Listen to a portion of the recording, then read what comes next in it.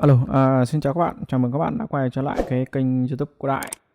Hôm nay mình sẽ hướng dẫn các bạn cái cách sử dụng cái app chỉnh ảnh trên điện thoại khá là chuyên nghiệp và dễ sử dụng, ờ, chất lượng khá là tốt theo đánh giá của mình. Đây là một cái app InShot, một cái app bây giờ hiện đang khá là phổ biến. Sau khi các bạn cài đặt trên các cái hệ điều hành Android hoặc là iOS trên các cửa hàng Google Play hoặc là App Store thì các bạn sẽ được một cái app như thế này. Đây là cái icon trên cái màn hình điện thoại của các bạn. Tiếp theo thì các bạn sẽ mở cái app này lên. Và các bạn lưu ý là đây là cái app mà có tính phí các bạn nha. Đây là cái app có tính phí, cho nên là nếu mà các bạn muốn mua cái app này để sử dụng với đầy đủ các tính năng của cái app này thì các bạn nên mua, vì cái app này nó cũng khá là hay. Đây là một trong những cái app mà mình rất là thích. Ví dụ như mình hiện đang dùng rất là nhiều cái app liên quan đến chỉnh sửa hình ảnh và video trên các thiết bị di động, trên điện thoại. Ví dụ như app PicArt này, Snapseed này, rồi VS Code này, rồi Lightroom. Đây là cái app rất là hay. Các bạn nếu mà các bạn chuyên làm về các lĩnh vực như marketing hoặc là kinh doanh bán lẻ, bán hàng online thì các bạn nên mua cái app này. Hoặc là các bạn hay đi du lịch chẳng hạn thì các bạn cũng nên mua cái app này để các bạn có thể sử dụng chỉnh sửa hình ảnh của mình ngay trực tiếp, mà có nhiều rất là nhanh đó, và chất lượng rất là tốt. Đây là cái giao diện sau khi mình khởi động nha các bạn nhé. Đối với cái app này thì nó một cái phần rất là mạnh, đó là cái chỉnh sửa edit làm phim video. Thì cái phần này mình sẽ hướng dẫn trong một cái bài riêng liên quan đến video, còn hôm nay mình chỉ hướng dẫn các bạn cái cách sử dụng cái công cụ liên quan đến cái photo thôi, tức là cái hình ảnh các bạn nhé. Đấy, để mở một cái hình ảnh lên chỉnh sửa thì các bạn có thể bấm vào cái photo này, cái icon nằm giữa đây. Các bạn chọn cho mình một cái hình ảnh để các bạn chỉnh sửa. Đây mình sẽ chọn một cái hình ảnh để mình chỉnh sửa cho các bạn thấy.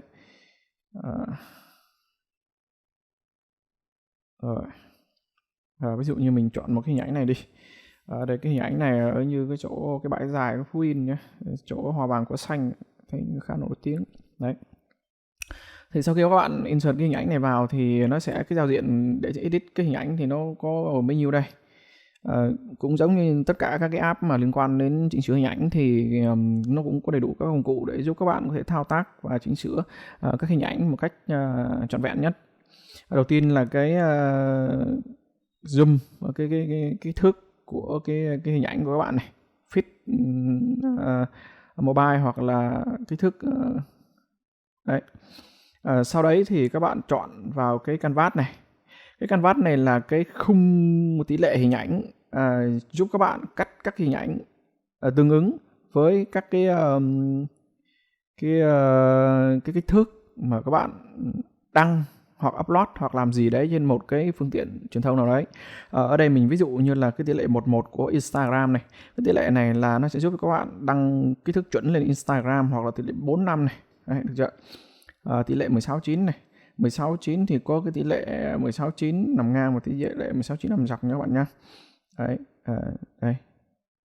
Nằm ngang nằm dọc, hoặc là 3443 Facebook, cover Facebook, 2332 2112 của Twitter. Ở đây thì mình không có chọn kích thước, mình để full chính kích thước luôn các bạn nhé. Hoặc là các bạn có thể scale cái hình này dựa trên cái thành slide này.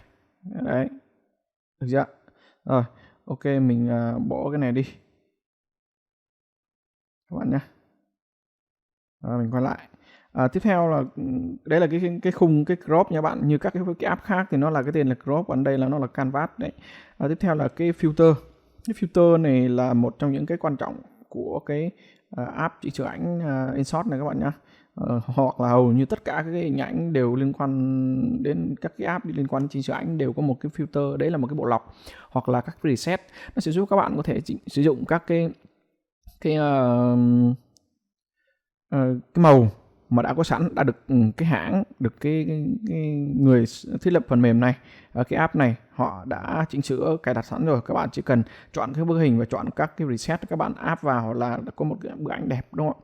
Ở đây là cái hình gốc, các bạn original là cái hình gốc của mình chưa có hình ảnh chỉnh sửa hình ảnh gì cả. Ở đây các bạn có thể chọn các hình ảnh khác nhau, các cái preset khác nhau này. Đấy, rất nhiều cái preset có thể là thích hợp với cái hình ảnh của các bạn. Đấy, nhiều lắm các bạn nha. Đấy, các bạn chọn một cái preset mà tương ứng để các bạn làm việc. Đấy, được chưa? Ví dụ như bây giờ mình không thích chỉnh sửa cái lấy một cái preset có sẵn này nữa các bạn nhé. Ví dụ ở đây các bạn có thể xem before và after bằng cách bấm vào cái này nha các bạn nhé, để xem before và after. Được chưa? Sau đấy thì các bạn có thể, nếu mà ưng rồi thì các bạn check dấu này thôi này, thì nó sẽ quay lại cho các bạn, được chưa? Đấy, mình trở về mặc định. Sau đấy thì cái filter thì nó chỉ có thế thôi, tức là những cái preset mà cái cài đặt đã có sẵn các bạn có thể ứng dụng ngay được. Tiếp theo là cái effect nha các bạn. Effect là những cái hiệu ứng của cái app này. Đấy, ví dụ như đây có một cái effect là cái kiểu như nó nhòe cái đối tượng này. Đấy, God. Đấy, hoặc là TV này, convert này, noise này, rồi JPEG vân vân, rất là nhiều cái hiệu ứng để cho các bạn có thể thử, được chưa? Hoặc là click này, neon, rất nhiều cái hiệu ứng các bạn nhé. Đấy, hoặc là các bạn có thể vào đây để xem trong cái này nhé các bạn nhé. Ở trong cái này thì nó sẽ cho phép các bạn ẩn những cái mà preset đi, không hiển thị bên ngoài đây nữa, không hiển thị bên ngoài đây các bạn nhé. Hoặc là các bạn có thể vào trong để mở lại bằng cách bấm mở con mắt này ra để hiển thị tất cả các cái preset mà các bạn đang chọn, thì nó sẽ nằm ở bên ngoài đây các bạn nhé.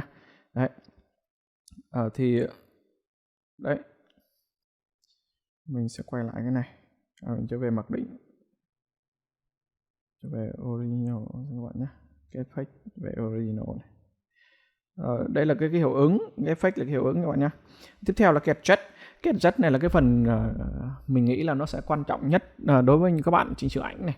Nếu như các bạn quen tay như các app khác thì cái adjust này nó sẽ không còn gì xa lạ đối với các bạn nữa, đúng không ạ? Thì ở đây mình sẽ hướng dẫn các bạn cái cách tự chỉnh cái màu, hoặc là những cái hiệu ứng, hoặc là những cái tính năng của cái app InShot này. Các bạn chọn cái hình ảnh, sau đấy các bạn vào adjust. Đấy, được chưa? Cái lighting này rõ ràng rồi, nó giống như cái highlight như các cái app khác các bạn nhé. Highlight như các app khác nó là cái highlight, còn cái lighting như các app khác là highlight, còn cái này nó là nét. Đấy, thì các bạn có thể kéo lên sang bên phải này, nó sẽ tăng sáng toàn bộ bức ảnh cho các bạn, đúng không ạ? Hoặc các bạn kéo sang trái thì nó sẽ giảm cái ánh sáng trong cái bức ảnh của các bạn. Cái này gọi là tăng giảm ánh sáng các bạn nha. Nhưng mà cái này là nó tăng giảm ánh sáng toàn bộ cái bức ảnh, không chỉ riêng gì mình khu vực nào cả. Đấy, trắng thì nó sẽ trắng hơn, và tối thì nó sẽ sáng thêm một, đúng không? Đấy, rồi. Rồi mình sẽ để về mặc định. Tiếp theo là cái contrast này. Contrast này là nó sẽ giải quyết cái vấn đề cái độ tương phản của hình ảnh. Khi các bạn kéo sang phải thì nó sẽ tăng cái độ tương phản, cái khu vực tối nhất sẽ tối xuống mất thấp nhất có thể, hoặc là cái khu vực sáng như cái sóng của cái nước, cái biển các bạn theo ạ, thì nó sẽ sáng, tăng cộng thêm cái độ sáng. Đấy. Hoặc là khi các bạn kéo sang bên trái nhá, kéo bên trái thì cái khu vực sáng nó sẽ giảm sáng, và cái khu vực tối nó sẽ giảm tối, nó sẽ trung hòa giữa hai cái sáng và tối, nó không tăng cái độ sắc nét và cái độ tương phản nữa các bạn nhé. Cái này nó sẽ giúp cho cái hình ảnh của các bạn nhẹ nhàng hơn, mềm mại hơn nếu như các bạn chọn cái chủ đề blend màu là vintage hoặc là cái cổ điển. Đấy, nhẹ nhàng. Mình đưa về đây. Tiếp theo là cái warm. Cái warm này là kiểu như giống như cái nhiệt độ các bạn nhé. Cái warm này là cái nhiệt độ. Khi các bạn kéo sang bên trái thì nó sẽ thiên về cái nhiệt độ lạnh hơn, cái tông màu lạnh hơn. Còn khi các bạn kéo sang bên phải thì nó sẽ thiên về cái tông màu ấm hơn, nóng hơn. Vì thế thì nó sẽ rất quan trọng khi các bạn, nếu như các bạn chơi ảnh hoặc là chụp ảnh chuyên nghiệp thì các bạn sẽ hiểu được là cái warm này nó giống như cái temperature, đấy, cái thanh điều hướng nhiệt độ. Ví dụ như các bạn chụp ảnh trong một cái điều kiện mà ánh sáng mà trời mưa hoặc là râm mát quá thì nó sẽ có cái tông màu lạnh, đúng không? Đấy. Vì thế khi các bạn chụp như thế thì các bạn về nhà các bạn có thể kéo sang bên phải một đoạn để cho nó tăng cái độ ấm của cái hình ảnh lên. Hoặc là các bạn chụp hình trong một cái môi trường nắng gắt quá, nó bị sáng, nó đỏ, nó vàng như thế này, thiên về màu cam, thì các bạn có thể kéo sang bên trái để nó giảm cái tông nóng đi. Được chưa? Đấy, đây là cái cách sử dụng của cái công cụ tem này các bạn warm này nhé. Còn cái tin này là cái gì? Cái tin này nó cũng gần giống như cái WAM này, tức là khi các bạn kéo sang bên trái thì nó sẽ thiên về cái màu xanh lá cây, màu lạnh. Khi các bạn kéo sang bên phải nó chuyển sang cái màu hồng hoặc là cái màu đỏ các bạn nhá. Tức là gì? Tức là cái này nó giúp các bạn cách sử dụng khi mà cái màu hình ảnh của các bạn chụp ở như cái điều kiện ánh sáng mà nó nắng gắt, mà các bạn lại chụp ở dưới một cái tán cây thì nó sẽ bị ám cái màu xanh của cái lá cây, đúng không ạ? Thì lúc này thì các bạn sẽ kéo sang bên phải để cho giảm bớt cái màu xanh lá cây đi, nó thiên về cái màu nóng hơn, ấm hơn và sáng hơn. Còn khi các bạn chụp ở trong cái điều kiện ánh sáng nắng gắt quá, giữa buổi trưa chẳng hạn, 12 giờ trưa chẳng hạn, thì nó sẽ bị gắt, cháy trắng như thế này, hồng như thế này, đúng không? Nó bị ám vàng, ám đỏ. Thì các bạn có thể kéo sang bên trái để nó giảm cái màu nóng đi và nó tăng cái màu lạnh. Đấy. Tăng cái màu xanh lá cây hơn. Thế màu xanh lá cây. Đúng không? Tiếp theo là cái saturation. Saturation này như các app khác thì nó là cái độ bão hòa của cái màu sắc các bạn nhé. Khi các bạn kéo sang trái thì gần như là nó sẽ chuyển về cái màu trắng đen, tức là không còn màu nữa. Đúng không? Đối với một số cái app thì cái saturation này nó chỉ giảm cái nhiệt độ màu, giảm độ màu thôi, chứ nó không hết màu thành trắng đen như này, đúng không? Đấy. Thì ví dụ như cái bát cô chẳng hạn thì nó sẽ không hết các bạn nhé. Còn cái này thì nó sẽ giảm về trắng đen. Khi các bạn kéo về bên trái, tức là âm, thì nó sẽ về trắng đen thì gần như là không còn màu. Còn khi các bạn kéo cho bên phải thì điều gì nó sẽ xảy ra? Đấy. Khi các bạn kéo cho bên phải maximum thì các bạn sẽ hiểu được là cái màu nó sẽ cộng thêm đến maximum có thể, tức là nó sẽ rực nhất có thể. Cái màu mũ này, cái màu của cái màu của cái mũ này, màu của cái đất đá này, thì nó sẽ có màu cam thì nó sẽ tăng cái màu cam lên, đúng không ạ? Còn cái màu cỏ, màu xanh lá cây thì nó tăng cái màu xanh lá cây lên này. Các bạn nhìn thấy màu da trời xanh thì tắt xanh hơn, màu nước biển xanh thì xanh thêm. Ở đây các bạn nên nhớ là mình sẽ đưa về nó mặc định là không này, để cho các bạn biết được là nó có cái màu như thế này. Đây là màu gốc của hình ảnh cam thường các bạn nhé. Nhưng khi các bạn tăng lên này, các bạn nhìn tăng chưa? Tức là gì? Tức là nó sẽ tăng toàn bộ các cái màu sắc của một cái bức hình lên, cộng thêm, đúng không ạ? Hoặc là các bạn kéo sang trái để nó trừ thêm đến về cái mức mà âm. Đấy. Rồi tiếp theo là mình sẽ hướng dẫn các bạn một cái panel, cái công cụ khác, tức là HSL. Đối với các bạn mà chụp ảnh chuyên nghiệp hoặc là các bạn đã làm quen với các cái công cụ, cái app khác, thì HSL này là một công cụ khá quen thuộc và nó sẽ giúp các bạn quản lý được cái màu sắc. Quản lý tức là gì? Tức là nó sẽ quản lý từng cái màu sắc riêng biệt nha các bạn nhé. Đấy, quản lý từng cái màu sắc riêng biệt cho cái hình ảnh của các bạn. Ví dụ như ở đây các bạn nhìn thấy không? Ở đây nó có 3 cái thanh. Cái thanh thứ nhất ba cái tab các bạn nhé, 3 cái panel. Thứ nhất là hue, thứ hai là saturation, thứ ba là luminance. Cái hue này là thay đổi cái độ màu, thay đổi cái màu sắc các bạn này. Ví dụ như màu xanh lá cây thì nếu nó chuyển sang cái màu vàng chẳng hạn. Đấy, các bạn nhìn thấy chưa? Đấy, màu cam chẳng hạn, được chưa? Đấy. Mình sẽ reset lại cái hue này, hoặc là các bạn thay đổi màu khác, mình sẽ hướng dẫn bạn sau. Mình chỉ nói ý nghĩa cho các bạn hiểu trước. Hue là thay đổi màu sắc các bạn nha. Cái saturation là tăng cái độ bão hòa của cái màu sắc, được chưa? Ví dụ như ở đây cái màu các bạn có thể thấy màu cam của cái đất đá đó, nó đang cái màu nhạt nhạt như thế, mình tăng đậm lên này. Đấy, nó chỉ tăng mình cái màu cam thôi các bạn nhá. Đấy là cái cách làm việc của cái thanh saturation. Hoặc là luminance là gì? Luminance là nó tăng cái độ sáng hoặc giảm cái độ sáng của cái màu sắc đấy. Mình ví dụ như bây giờ mình sẽ tăng cái màu xanh da trời, hoặc là giảm cái độ màu xanh da trời cho các bạn thấy, tức là nó tăng sáng thôi nhá các bạn nhá. Nó tăng sáng này, các bạn nhìn thấy cái bầu trời chưa? Nó tăng sáng. Hoặc là mình giảm sáng cái bầu trời, các bạn nhìn thấy chưa? Đấy. Hoặc là ở đây có cái màu cam thì mình sẽ giảm cái màu cam xuống, cái màu đất nó sẽ tối hơn đó. Tăng cái màu cam này. Đấy. Các bạn nhìn thấy, hiểu cái vấn đề không ạ? Đấy là cách sử dụng của cái màu. Nhưng mà khi mà mình chuyển về hue thì các bạn sẽ thấy rõ được là có một cái quy luật của cái màu sắc. Các bạn nhìn thấy chưa? Đây, mình sẽ mở lại cái hue, cái HSL cho các bạn thấy. Bắt đầu từ cái màu bên tay trái của các bạn là một cái thanh màu tím chuyển sang cái màu cam, đúng không ạ? Đấy. Thì ở thanh bên tay phải của các bạn cũng sẽ thấy cái thanh cuối cùng đó là cái màu gần giống như cái màu hồng đó. Nó chuyển sang cái màu đỏ, tức là nó chuyển tiếp từ cái màu này qua màu kia dựa trên các cái thanh khác nhau, đúng không? Các bạn nhìn thấy các thanh khác nhau ạ. Đấy. Thì bây giờ mình kéo để cho các bạn nhìn thấy rõ nhá. Ở đây là cái màu hồng, đúng không? Xuống dưới là cái màu hồng này. Khi các bạn thay đổi cái màu hồng lên trên thì nó sẽ chuyển sang cái màu đỏ, đúng không ạ? Rồi từ cái màu đỏ phía dưới đây, đúng không? Nó sẽ chuyển lên cái màu xanh.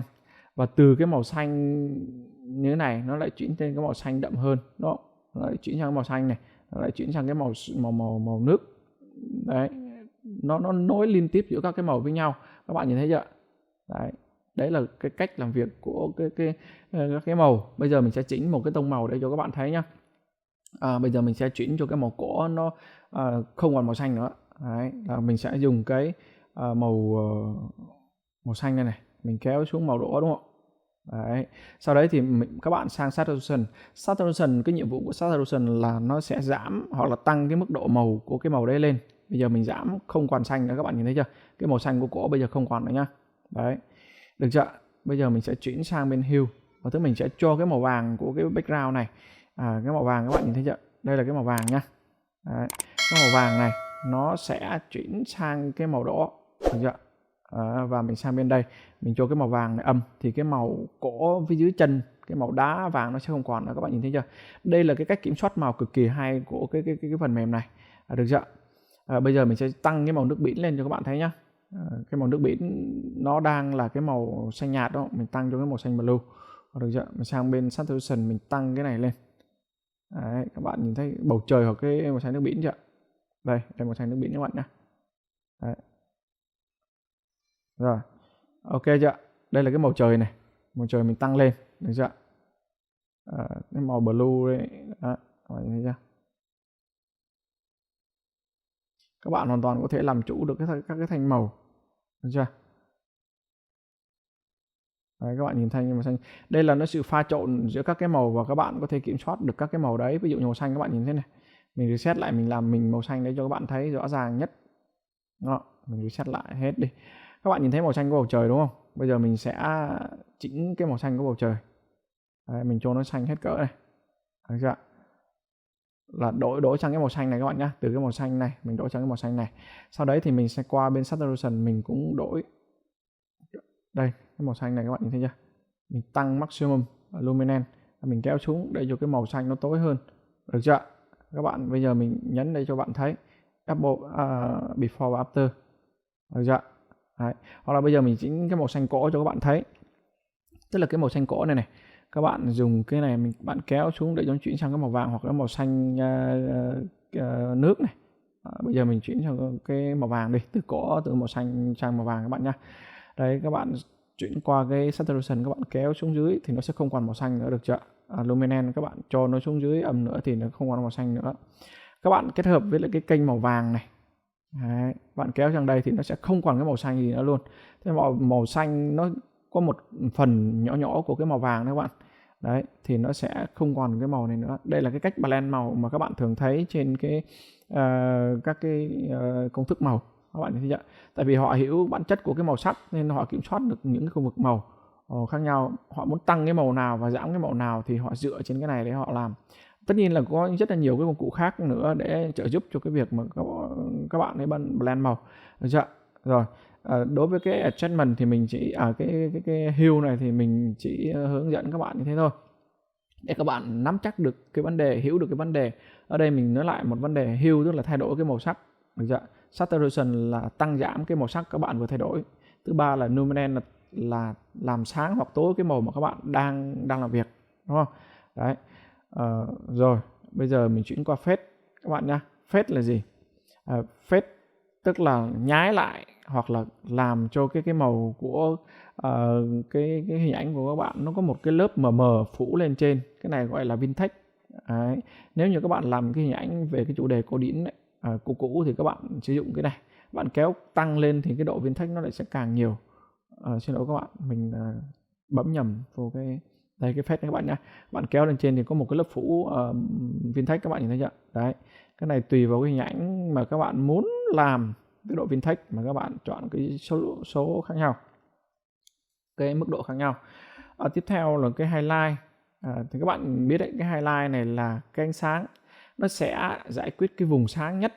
Ví dụ các bạn để ý cho mình cái vùng nước này, cái nước, cái bọt màu trắng đó. Bây giờ mình kéo sang bên trái thì nó sẽ giảm cái vùng trắng đấy đi, hoặc là mình kéo sang bên phải thì cái vùng trắng nó sẽ rực, nó bị lóa, nó bị cháy. Các bạn nhìn thấy chưa? Tức là highlight nó sẽ thay đổi cái vùng sáng nhất của cái tấm hình của các bạn, đúng không? Ví dụ như các bạn đi chụp hình mà nó bị cháy sáng thì các bạn có thể kéo cái này giảm bớt cái vùng sáng đi để cho cái hình ảnh nó trở lại nhẹ nhàng hơn. Đấy, ngược lại với highlight thì nó lại là shadow. Cái thanh shadow này nó sẽ kiểm soát những cái vùng tối. Các bạn nhìn cái bóng đổ phía sau mà mình ngồi đấy, hoặc phía sau cổ, đây là cái bóng đổ, cái vùng tối. Các bạn kéo sang bên trái thì nó sẽ tối toàn phần những cái khu vực mà có bóng tối các bạn nha. Hoặc là các bạn kéo sang bên phải thì nó sẽ nâng sáng cái vùng tối đấy lên. Đấy, các bạn hiểu chưa? Đấy. Các bạn kéo sang trái thì nó sẽ có độ tương phản tăng cái vùng tối lên, còn khi các bạn kéo sang bên phải thì cái khu vực tối nó sẽ sáng lên. Những cái khu vực tối nha các bạn nha. Các bạn lưu ý giúp mình là những cái khu vực tối. Tiếp tục mình sẽ hướng dẫn các bạn sử dụng cái công cụ tiếp theo, đây là công cụ Color. Trong cái Color này sẽ có hai cái vấn đề mà các bạn cần lưu ý, đó là Highlight và Shadow. Nếu như các bạn đã sử dụng các cái phần mềm khác thì các bạn sẽ hiểu đây là một cái công cụ khá mạnh để các bạn có thể blend ảnh theo cái tông màu mình mong muốn. Ví dụ như một cái tấm ảnh mà các bạn trùng ngược sáng thì các bạn blend cái này nó khá là hay nha các bạn nhé. Highlight thì là gì? Tức là nó sẽ giải quyết các vấn đề liên quan đến cái ánh sáng, cái đoạn mà sáng nhất. Ví dụ như các bạn nhìn tấm hình của mình đây, cái nơi nào sáng nhất thì các bạn chọn thay đổi cái màu sáng đấy theo cái màu của các bạn. Ví dụ mình chọn màu vàng, các bạn kéo lên thì nó sẽ tăng sáng cái màu vàng khu vực đấy lên, được chưa? Đấy. Còn cái shadow là nó là cái vùng tối. Các bạn sẽ thay cái vùng tối đấy bằng một cái màu trên này. Ví dụ mình thay cái này, các bạn nhìn thấy như vùng tối như quần áo các kiểu thì nó sẽ thay bằng màu này, các bạn nhìn thấy chưa? Đấy. Đấy các bạn nhé. Đấy. Này, maximum này các bạn thấy chưa? Hoặc màu vàng. Mình kéo lên thì các bạn sẽ thấy. Đấy. Ví dụ bây giờ mình chọn màu này các bạn nhé. Đấy. Và cái highlight này mình sẽ chọn cái màu khác. Đấy. Highlight mình chọn màu xanh, màu vàng này chẳng hạn, các bạn nhìn thấy chưa? Không có màu vàng nhá. Đấy, mình kéo lên màu vàng, tức là những cái khu vực mà màu sáng nhất nó sẽ thay đổi bằng cái màu highlight, và các bạn sẽ thay đổi cái màu highlight đó bằng một cái màu cụ thể nào đấy trên cái thanh này, gồm những cái màu này. Đấy, mình thay đổi màu sáng nhất là bằng cái màu vàng các bạn nhé. Còn shadow là thay đổi cái khu vực mà màu tối nhất thành cái màu mà các bạn muốn, được chưa? Đấy. Rồi. Ok, bây giờ mình sẽ chuyển qua cái khác. Cái Venice này là giống như một cái vòng màu đen, nó sẽ phủ lên cái hình của các bạn. Khi các bạn chụp ảnh thì nó có hay bị cái lỗi mà bị tối góc, 4 góc các bạn. Đây cái hiệu ứng này nó cũng giống như thế. Nó sẽ giúp cái hình của các bạn nó focus vào cái chủ thể hơn, đúng không ạ? Nó tối xung quanh và nó sáng ở giữa, tập trung vào cái điểm ở giữa hơn. Đấy, các bạn nhìn thấy chưa? Đó. Cái này thì cũng ít khi sử dụng. Cái Sharpen là giúp các bạn tăng cái độ sắc nét của cái hình ảnh. Các bạn nhìn thấy chưa? Cái hình ảnh nếu mà các bạn để như thế này, không kéo cái Sharpen lên thì nó không sắc nét, đúng không? Khi các bạn kéo lên 100% thì cái hình ảnh của bạn nó sẽ sắc nét hơn, đúng không? Ở đây bây giờ mình sẽ mở một cái hình ảnh khác lên để cho các bạn thấy. Mình sẽ tìm một cái hình ảnh khác xem nào. Đây, cái này các bạn nha, để cho các bạn thấy cái độ sắc nét của cái hình ảnh. Adjust Sharpen các bạn nha. Mình kéo lên tăng độ sắc nét này. Đấy, các bạn nhìn thấy cái hình ảnh nó sắc nét hơn, đúng không? Đấy. Hoặc là các bạn chọn cái grain này. Grain này là cái hạt, nó sẽ tạo các cái hạt trên cái hình ảnh của các bạn. Cái hạt theo kiểu như noi các bạn này. Nó sẽ tạo cái độ ạt, độ nghệ thuật cho cái tấm hình của các bạn khi các bạn làm các cái hình ảnh với chủ đề cổ điển như vintage, đúng không? Đấy. Rồi. Như vậy là mình đã hướng dẫn các bạn xong cái adjust rồi, đúng không? Đấy, cái adjust này nó rất là quan trọng. Tiếp theo mình sẽ hướng dẫn các bạn cái tiếp theo. Adjust này, cái hạt này cho xuống dưới, ok, là cái background. Thì cái background này là nó sẽ giúp các bạn thêm một cái background này. Các bạn chèn một cái background nằm phía sau, đúng không ạ? Hoặc là các bạn xóa cái background ấy đi, và các bạn để một cái background này, nó sẽ đè một cái background phía sau nhỏ hơn, các bạn nhìn thấy chưa? Và các bạn có thể chọn cho nó các hiệu ứng khác nhau nằm phía dưới, hoặc các bạn chọn một cái màu background khác, màu đỏ. Các bạn nhìn thấy chưa? Đây mình scale nhỏ cái này xuống để cho các bạn thấy rõ nhá. Đấy, các bạn có thể chọn cho mình một cái background bất kỳ này, sau đấy các bạn chọn các hiệu ứng, đúng không? Các bạn chọn cho mình một cái hiệu ứng để làm cái background nền, có thể blur nó đi, làm nhòe nhòe cái background phía dưới đi. Rồi ok. Hoặc là các bạn không muốn, cái này là tự động nha các bạn nhé. Khi các bạn chọn background thì nó sẽ nhân bản thêm một cái lớp giống như cái hình nằm phía dưới, và các bạn chọn hiệu ứng để cho nó thay đổi cái hình của các bạn. Hoặc là các bạn chọn các cái màu nằm dưới này, trong đây có rất là nhiều màu các bạn nhé, hoặc là các cái màu radial mà có sẵn trong này. Đấy, cái này thì cũng không khó. Tiếp theo là cái crop. Cái crop này là nó khác với cái canvas này các bạn nhé. Canvas là cái phần ngoài của bức hình này, các bạn nhìn thấy cái màu radial, cái này gọi là canvas, các bạn hiểu chưa? Là cái bức hình này kích thước bao nhiêu thì nó là phụ thuộc vào cái canvas đấy. Các bạn nhìn cái màu radial, các bạn đừng nhìn cái ảnh nhé. Đấy, đây là cái màu canvas. Đây là canvas. Còn cái crop này nó sẽ giúp các bạn cắt cái tấm hình của các bạn, đúng không? Cắt trực tiếp cái tấm hình của các bạn bằng cái việc mà các bạn có thể nắm các cái điểm 4 góc hoặc là 4 cái trung điểm của cái cạnh để các bạn kéo về cái khu vực mà các bạn cần cắt cái kích thước làm sao cho nó thích hợp nhất, đúng không? Đấy. Rồi, ở đây có các cái tỷ lệ khác nhau, ví dụ như 11 cho Instagram này, 45 cho Instagram này, 16:9, 9:16 này, 34:43 cover Facebook này, 23:32 Twitter này, 21:12 cho Twitter, đúng không? Đấy. Có rất nhiều tỷ lệ để các bạn lựa chọn sticker. Thì cái sticker trong này có rất là nhiều cái thư viện sticker để cho các bạn có thể tìm đến và các bạn insert vào trong cái hình của các bạn, thêm cái hình thêm sinh động và ngộ nghĩnh hơn. Và hoặc là ví dụ như các bạn có một số cái điểm mà nó cần che đi thì các bạn có thể insert cái sticker này vào để các bạn che cái khu vực mà các bạn bị lỗi. Nó vừa đẹp mà nó vừa che đi cái khuyết điểm của các bạn, đúng không ạ? Đấy. Nếu như các bạn mua tài khoản thì cái sticker này rất là nhiều, các bạn có thể download về. Đấy. Download về rất là nhiều các bạn nhé. Rồi, các bạn có thể download về. Text, liên quan đến text thì cái này cũng dễ thôi. Đầu tiên là các bạn bấm vào để insert text này. Sau đấy các bạn gõ, ví dụ mình gõ chữ Mr. Đại nha các bạn nhé. Miss. Rồi ok chưa? Sau đấy thì các bạn chọn cho nó một cái màu chữ, mình chọn cho nó một cái màu đỏ chẳng hạn. Đấy, các bạn nhìn thấy chưa? Mình chọn một màu đỏ hoặc màu vàng, màu cam như đấy. Tùy các bạn nha. Sau đấy thì các bạn có thể chọn cái font chữ, thay đổi font chữ. Được chưa? Bạn có thể thay đổi cho một cái font chữ bất kỳ. Rồi, tiếp theo là các bạn có thể align trái sang phải và ở giữa. Nếu như cái chữ của bạn là một cái đoạn văn bản thì các bạn align nó cạnh trái, cạnh giữa và cạnh phải. Tiếp theo là cái kích thước của cái chữ này, cái font size. Đấy, font size lớn nhất là 100 nha các bạn nhé, nhỏ nhất là 0. Thì các bạn có thể, hoặc là các bạn nắm kéo đặt một cái vị trí nào đấy trên cái file tài liệu của các bạn.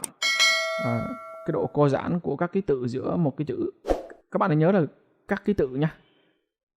Các bạn nhìn giữa khoảng cách giữa cái chữ M, chữ Y, chữ R với chữ chấm với chữ D nó đều nhau giữa các ký tự với nhau, được chưa?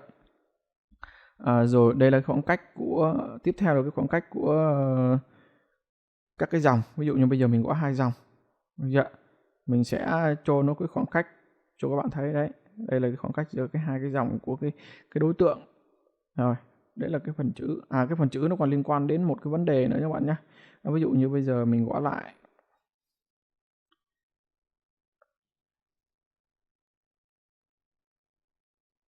Rồi ok các bạn nhìn thấy chưa? Thì cái phần chữ này nó còn có một cái vấn đề nữa là các bạn có thể